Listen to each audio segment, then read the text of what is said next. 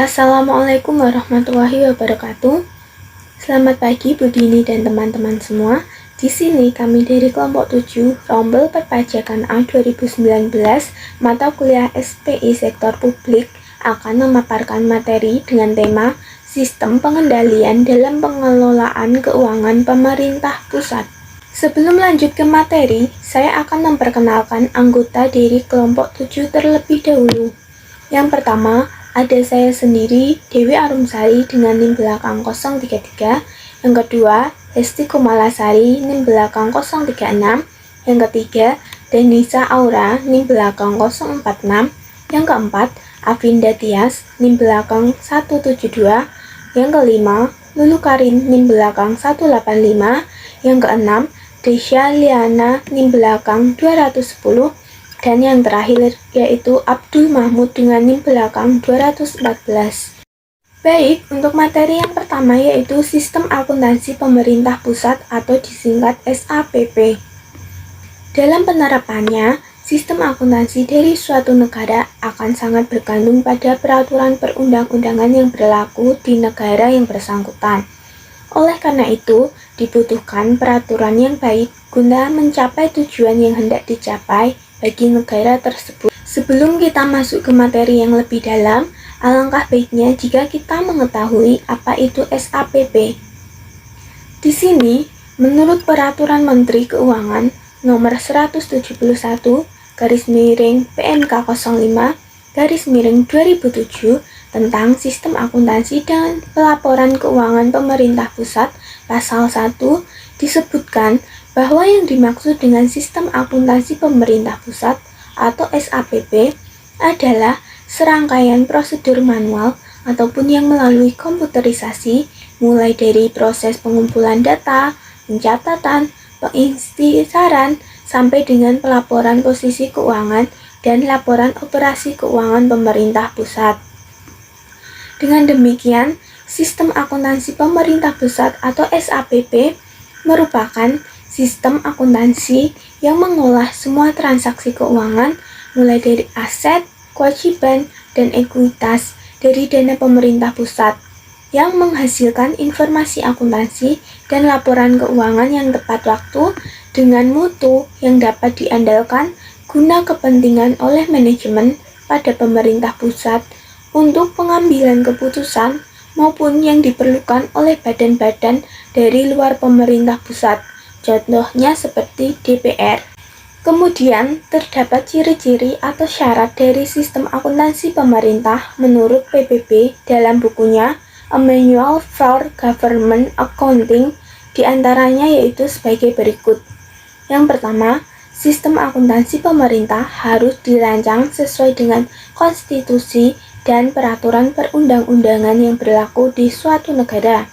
Yang kedua, sistem akuntansi pemerintah harus dapat menyediakan informasi yang akuntabel dan auditabel, yang artinya dapat dipertanggungjawabkan dan diaudit. Yang ketiga, sistem akuntansi pemerintah harus mampu menyediakan informasi keuangan yang diperlukan untuk penyusunan rencana atau program dan evaluasi pelaksanaan secara fisik dari keuangan. Syarat-syarat tersebut harus dipenuhi, dikarenakan untuk mencapai suatu penerapan sistem akuntansi pemerintah yang baik harus sesuai dengan peraturan perundang-undangan yang berlaku di suatu negara tersebut. Selanjutnya yaitu karakteristik pokok SAPP, yaitu sebagai berikut. Yang pertama, ada basis akuntansi. Dalam laporan keuangan pemerintah pusat, basis akuntansi yang digunakan yaitu basis kas untuk pengakuan pendapatan, belanja, dan pembiayaan dalam laporan realisasi anggaran, dan basis akrual untuk pengakuan aset, kewajiban, dan ekuitas dalam neraca. Yang kedua yaitu sistem pembukuan berpasangan. Sistem pembukuan berpasangan ini didasarkan atas persamaan dasar akuntansi, yaitu berupa aset sama dengan kewajiban ditambah ekuitas dana. Yang ketiga, dana tunggal. Dana tunggal merupakan tempat di mana pendapatan dan belanja pemerintah dapat dipertanggungjawabkan sebagai kesatuan tunggal dengan kegiatan akuntansi mengacu pada Undang-Undang APBN sebagai landasan operasionalnya. Yang keempat yaitu desentralisasi pelaksanaan akuntansi. Kegiatan akuntansi dan pelaporan keuangan di instansi dilaksanakan secara berjenjang atau bertahap oleh unit-unit akuntansi, baik itu di kantor pusat instansi maupun di daerah. Yang kelima yaitu Bagan Akun Standar. Sistem akuntansi pemerintah pusat atau SAPP menggunakan akun standar yang ditetapkan oleh Menteri Keuangan yang bertujuan untuk penganggaran maupun akuntansi. Kemudian yang keenam yaitu Standar Akuntansi Pemerintah atau SAP. SAPP mengacu pada standar akuntansi pemerintah dalam melakukan pengakuan, penilaian, pencatatan, penyajian, dan pengungkapan terhadap transaksi keuangan dalam rangka perencanaan, pelaksanaan anggaran, pertanggungjawaban akuntansi, dan pelaporan keuangan. Adapun tujuan dari SAPP yaitu yang pertama, menjaga aset pemerintah pusat dan instansi-instansi lainnya melalui pencatatan, pemrosesan, dan pelaporan transaksi keuangan yang konsisten sesuai dengan standar dan praktek akuntansi yang diterima secara umum. Yang kedua, menyediakan informasi yang akurat dan tepat waktu mengenai anggaran dan kegiatan keuangan dari pemerintah pusat, baik secara nasional maupun instansi yang berguna sebagai dasar penilaian kerja untuk menentukan ketaatan terhadap otorisasi anggaran dan untuk tujuan akuntabilitas. Kemudian yang ketiga yaitu menyediakan informasi yang dapat dipercaya mengenai posisi keuangan suatu instansi dan pemerintah pusat secara keseluruhan. Lalu yang terakhir, untuk menyediakan informasi keuangan yang berguna bagi perencanaan, pengelolaan, serta pengendalian kegiatan dan keuangan pemerintah secara efisien. Selanjutnya, tujuan lain dari SAPP. Selain tujuan 6 tadi yang saya sebutkan, SAPP juga dirancang untuk mendukung transparansi dari laporan keuangan pemerintah dan akuntabilitas keuangan pemerintah dalam mencapai tujuan pemerintah yang baik, yaitu meliputi akuntabilitas, manajerial, dan transparansi. Tujuan akuntabilitas tersebut merupakan sarana untuk meningkatkan akuntabilitas atau pertanggungjawaban pemerintah atas pelaksanaan anggaran yang telah direncanakan. Kemudian, manajerial merupakan proses menyediakan informasi keuangan yang diperlukan untuk perencanaan, penganggaran, pelaksanaan, penatausahaan, pengendalian anggaran, perumusan kebijaksanaan, pengambilan keputusan, dan penilaian kinerja bagi pemerintah. Sedangkan tujuan transparansi yaitu memberikan keterbukaan atas pelaksanaan kegiatan pemerintah kepada rakyat umum untuk mewujudkan sistem pemerintah yang baik. Nah, demikian tadi pemaparan dari saya. Kemudian materi selanjutnya akan dilanjutkan oleh teman saya. Terima kasih. Baik, sebelumnya perkenalkan nama saya Hesti Kumalasari dengan NIM belakang 036. Di sini saya akan melanjutkan presentasi dari teman saya mengenai sistem akuntansi pemerintah yang terbagi menjadi dua sistem utama yang mempunyai data dan informasi akuntansi timbal balik, yaitu yang pertama ada sistem akuntansi pusat atau SIAP yang dilaksanakan oleh Departemen Keuangan Ditjen Perbendaharaan. Kemudian yang kedua ada sistem akuntansi instansi atau SAI yang dilaksanakan oleh kementerian atau lembaga dan menghasilkan laporan barang milik negara. Nah, untuk yang pertama yaitu sistem akuntansi pusat atau SIAP. Untuk sistem akuntansi pusat atau SIAP sendiri terdiri dari dua subsistem, yaitu sistem akuntansi umum atau SAU. Yang kedua, sistem akuntansi kas umum negara atau disingkat SAKUN. Untuk sistem akuntansi pusat atau SIAP adalah serangkaian prosedur manual yang merupakan maupun yang terkomputerisasi mulai dari pengumpulan data, pencatatan, pengikhtisaran sesuai dengan pelaporan posisi keuangan dan operasi keuangan pada Kementerian Keuangan selaku Bendahara Umum Negara. Nah, untuk pelaksanaan dari SIAP sendiri sebagai mana dimaksud, yang pertama, Kantor Pelayanan Perbendaharaan Negara atau KPPN memproses transaksi penerimaan dan pengeluaran, kemudian KPPN khusus memproses data transaksi pengeluaran yang berasal dari bantuan luar negeri atau BLN, kemudian Direktorat Pengelolaan Kas Negara atau DPKN memproses data transaksi penerimaan dan pengeluaran Bendahara Umum Negara, Kantor Pusat dan Direktorat Informasi dan Akuntansi memproses data APBN serta melakukan verifikasi dan akuntansi untuk data transaksi penerima dan pengeluaran BUN melalui kantor pusat. Yang selanjutnya itu ada sistem akuntansi instansi atau SAI, yang mana subsistem akuntansi instansi ini terdiri dari sistem akuntansi keuangan atau SAK, yang mana sistem ini menghasilkan laporan keuangan instansi. Nah, untuk yang kedua itu sistem manajemen akuntansi barang milik negara atau SIMAK BMN. Kemudian untuk sistem akuntansi instansi yang selanjutnya disebut SAI ini merupakan serangkaian prosedur manual maupun yang terkomputerisasi melalui pengumpulan data, pencatatan, pengikhtisaran sampai dengan pelaporan posisi keuangan dan operasi keuangan pada kementerian negara atau lembaga. Untuk unit akuntansi keuangan sendiri terdiri dari yang pertama, unit akuntansi pengguna anggaran, yang kedua unit akuntansi pembantu pengguna anggaran eselon 1, kemudian ada unit akuntansi pembantu pengguna anggaran wilayah, dan yang terakhir unit akuntansi kuasa pengguna anggaran. Nah, untuk sistem manajemen akuntansi barang milik negara yang selanjutnya disebut sebagai SIMAK BMN sendiri adalah subsistem dari SAI atau sistem akuntansi instansi yang merupakan serangkaian prosedur yang saling berhubungan untuk mengelola dokumen sumber dalam rangka menghasilkan informasi untuk menyusun neraca dan laporan BMN serta laporan manajerial lainnya sesuai ketentuan yang berlaku. Nah, untuk selanjutnya unit akuntansi barang yang mana sebagai berikut itu ada 4. Yang pertama unit akuntansi pengguna barang yang selanjutnya disebut UAPB.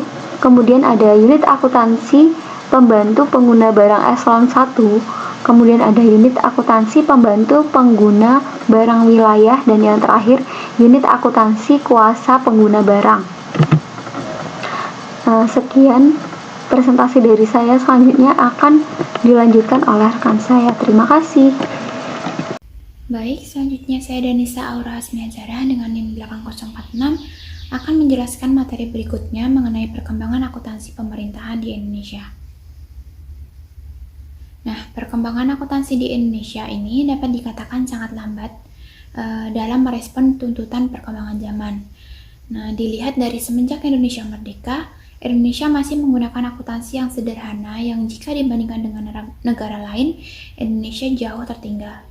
Selain itu, output yang dihasilkan oleh akuntansi pemerintahan di Indonesia sering tidak akurat, terlambat, dan tidak informatif, sehingga tidak dapat diandalkan dalam pengambilan keputusannya.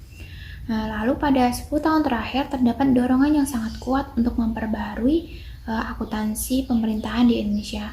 Beberapa faktor penting yang menjadi pendorong tumbuh pesatnya perkembangan akuntansi pemerintahan di Indonesia akhir-akhir ini antara lain seperti yang pertama ada ditetapkannya 3 paket undang-undang yang mengatur keuangan negara, yang mana undang-undang tersebut mengamanatkan bahwa laporan pertanggungjawaban pelaksanaan APBN atau APBD berupa laporan keuangan yang disusun dan disajikan sesuai dengan standar akuntansi pemerintahan.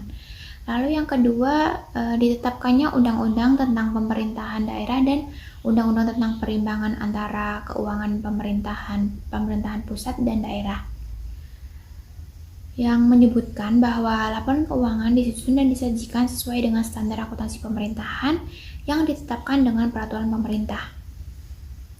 Lalu yang ketiga ada profesi akuntansi. Nah, dalam hal ini IAI atau Ikatan Akuntan Indonesia berperan dalam menjadi pendorong perkembangan akuntansi di Indonesia melalui pembentukan komite standar di sektor publik sebagai tujuan untuk munculnya standar akuntansi di sektor publik. Lalu yang keempat ada birokrasi. Nah, di mana pemerintahan merupakan penyusun dan sekaligus pemakai yang sangat berkepentingan akan adanya suatu akuntansi pemerintahan yang handal. Nah, dengan diundangkannya 3 paket keuangan negara maupun undang-undang yang terkait dengan pemerintahan daerah, mendorong instansi pemerintah baik pusat dan daerah untuk secara serius menyiapkan sumber daya dalam pengembangan dan penyusunan laporan keuangan pemerintah. Lalu yang kelima ada masyarakat, di mana masyarakat melalui LSM atau Lembaga Swadaya Masyarakat dan Wakil Rakyat di DPR, DPD, dan DPRD juga menaruh perhatian terhadap praktik good governance pada pemerintahan di Indonesia dengan berkontribusi aktif pada penetapan undang-undang yang menyangkut 3 paket keuangan negara dan pemerintahan daerah. Lalu yang keenam ada akademisi. Nah, akademisi di sini berkaitan dengan penyiapan SDM yang menguasai kemampuan di bidang akuntansi pemerintahan untuk memenuhi kebutuhan tenaga operasional dan manajer akuntansi di pemerintahan. Lalu yang ketujuh ada dunia internasional. Dalam hal ini contohnya seperti World Bank, ADB atau Asian Development Bank, dan GBIC atau Japan Bank for International Cooperation merupakan lembaga internasional atau lender yang ikut berkepentingan untuk berkembangnya akuntansi sektor publik yang baik di Indonesia, di mana perkembangan akuntansi tadi diharapkan dapat meningkatkan transparansi dan akuntabilitas dari proyek pembangunan yang didanai oleh lembaga tersebut, sehingga dikatakan dapat mendorong perkembangan baik secara langsung maupun tidak langsung. Jadi itu lembaga ini berperan sebagai pendana, sehingga memerlukan akuntansi yang lebih modern gitu untuk proses kontrolnya dari pihak bank tadi yang mendanai. Lalu yang kedelapan ada BPK. Nah, dalam hal ini BPK berperan sebagai pemeriksa pertanggungjawaban pelaksanaan APBN dan APBD. Nah, untuk dapat memberikan opininya, BPK memerlukan suatu standar akuntansi pemerintahan yang diterima secara umum. Selain itu, BPK juga berpartisipasi dalam pembahasan 3 paket undang-undang dengan DPR. Lalu yang terakhir ada APIP atau Aparat Pengawasan Intern Pemerintah yang meliputi Bawasda, Irjen, dan BPKB merupakan auditor intern pemerintah yang berperan untuk membantu pimpinan dalam terwujudnya sistem pengendalian intern yang baik sehingga dapat mendorong peningkatan kinerja instansi pemerintah sekaligus mencegah praktek-praktek KKN. Baik, sebelumnya perkenalkan nama saya Afinda Predika dengan NIM belakang 172. Di sini saya akan melanjutkan untuk menjelaskan materi mengenai kelemahan sistem akuntansi pemerintah. Pengembangan sistem akuntansi pemerintah sudah beberapa kali dilakukan perubahan dan penyempurnaan dengan beberapa kali dikeluarkannya peraturan-peraturan pemerintah, khususnya keputusan Menteri Keuangan. Pengembangan dan implementasi sistem akuntansi pemerintah dapat kita telusuri sejak dikeluarkannya keputusan Menteri Keuangan RI nomor 476 garing KMK.01/1991 pada tanggal 21 Mei 1991 tentang sistem akuntansi pemerintah. Pada tahun 2005, Menteri Keuangan mengeluarkan PMK nomor 171 garing PMK.05/2007 tentang sistem akuntansi dan pelaporan keuangan pemerintah pusat.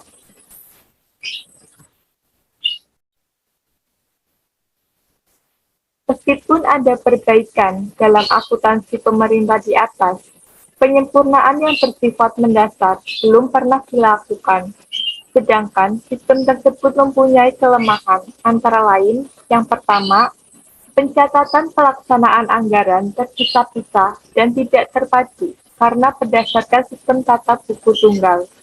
Yang kedua, pengelompokan perkiraan yang digunakan pemerintah dirancang hanya untuk memantau dan melaporkan realisasi penerimaan dan pengeluaran anggaran saja.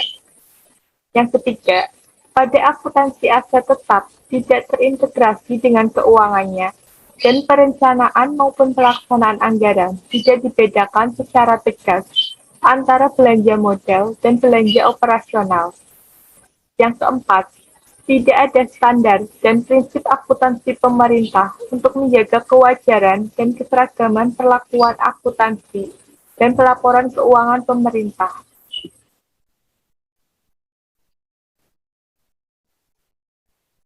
Undang-Undang Perbendaharaan Negara Nomor 1 Tahun 2004 mempunyai implikasi jadwal kerja amat ketat dan bersanksi. Bentuk pertanggungjawaban APBN atau APBD adalah laporan keuangan yang harus sesuai dengan standar akuntansi pemerintah agar dalam penyusunan standar akuntansi pemerintahan objektif, maka dalam tahun 2002, sebelum disahkan Undang-Undang Nomor 17 Tahun 2003 tentang Keuangan Negara, Menteri Keuangan membentuk Komite Standar Akuntansi Pemerintah Pusat dan Pemerintah Daerah. Menurut ketentuan Undang-Undang Nomor 1 Tahun 2004, Menteri atau pimpinan lembaga selaku pengguna anggaran menyusun laporan keuangan dan disampaikan paling lambat 2 bulan setelah tahun anggaran berakhir. Menteri Keuangan menyusun laporan keuangan pemerintah pusat untuk disampaikan kepada Presiden dalam 3 bulan setelah tahun anggaran yang lalu berakhir, setidak-tidaknya meliputi laporan realisasi APBN, neraca, laporan arus kas, dan catatan atas laporan keuangan yang dilampiri laporan keuangan perusahaan negara. Selanjutnya, BPK membuat laporan hasil pemeriksaan atas laporan keuangan dilengkapi dengan opini seperti umumnya dilakukan auditor eksternal. Sekian penjelasan materi dari saya. Selanjutnya akan dilanjutkan oleh rekan saya. Baik, perkenalkan nama saya Lulu Karin Pristia dengan NIM belakang 185. Di sini saya akan melanjutkan presentasi dari kelompok saya, yaitu tentang dasar hukum sistem akuntansi pemerintah pusat. Selanjutnya, penyelenggaraan sistem akuntansi pemerintah pusat berbasis double entry memiliki dasar hukum sebagai berikut. Untuk yang pertama, Keputusan Presiden Republik Indonesia Nomor 17 Tahun 2000, khususnya bab 6 tentang pertanggungjawaban pelaksanaan anggaran. Yang kedua, Peraturan Presiden Republik Indonesia Nomor 9 Tahun 2005 tentang kedudukan, tugas, fungsi, susunan organisasi, dan tata kerja Kementerian Negara Republik Indonesia. Yang ketiga, PMK Nomor 91 PMK 06/2007 tentang bagan akun standar. Yang keempat, PMK Nomor 171 PMK 05/2007 tentang sistem akuntansi dan pelaporan keuangan pemerintah pusat. Selanjutnya, yang kelima yaitu PMK Nomor 96 PMK 06 tahun 2007 tentang tata cara pelaksanaan, penggunaan, pemanfaatan, penghapusan, dan pemindahan BUMN. Yang keenam, PMK Nomor 120 PMK 06/2007 tentang penatausahaan BUMN. Yang kedelapan, PMK Nomor 2 PMK 6 tahun 2008 tentang penilaian BUMN. Yang kesembilan, KMK Nomor 31 KM 6 2008 tentang pelimpahan sebagaimana pengelolaan BUMN. Yang terakhir yaitu PMK Nomor 29 PMK 06 2010 tentang penggolongan dan kodifikasi BUMN. Sekian dari saya, terima kasih. Baik, materi selanjutnya akan dilanjutkan oleh saya, Desya Lena Mustafa, dengan NIM belakang 210. Materi yang selanjutnya itu pengendalian intern dalam pengelolaan APBN. Dalam membuat laporan keuangan, pemerintah pusat dibentuk oleh sistem akuntansi pemerintah pusat.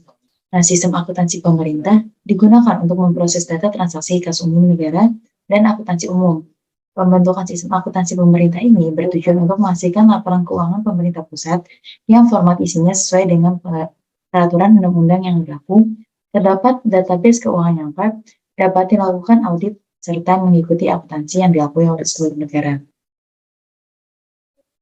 Nah, sistem akuntansi pemerintah pusat dilaksanakan oleh Direktorat Jenderal Perbendaharaan secara berjenjang, dimulai dari Kantor Pelayanan Perbendaharaan Negara, Kantor Wilayah Direktorat Jenderal Perbendaharaan, dan Kantor Pusat Direktorat Jenderal Perbendaharaan.